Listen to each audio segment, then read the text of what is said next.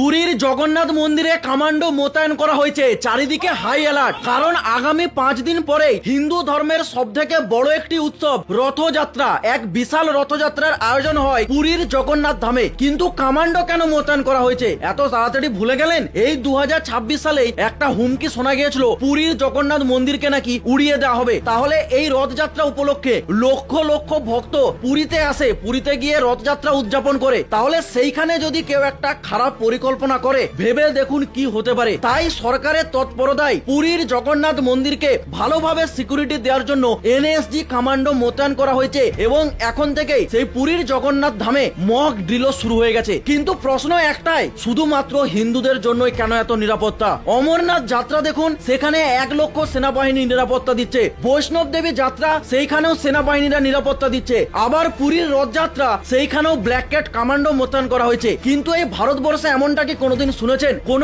মসজিদে ঈদের দিন বা অন্য কোন ধর্মের ধার্মিক উৎসবে সেখানে সেনাবাহিনীরা গিয়ে নিরাপত্তা দিয়েছে? এমনটা কি শুনেছেন? তাহলে শুধুমাত্র হিন্দুদেরকে এত নিরাপত্তা কেন দিতে হচ্ছে? এই প্রশ্নটা তাদেরকে করুন যারা কলকাতার রাস্তায় লাল পতাকা হাতে সেকুলারিজমের কথা বলে। এর উত্তরটা তাদের কাছে আছে। এই নিয়ে আমি আর বেশি কিছু বলতে চাই না। পারলে এই ভিডিওটাকে শেয়ার করে সকলকে এটা জানার সুযোগ করে দিন। এটুকুই বলার ছিল।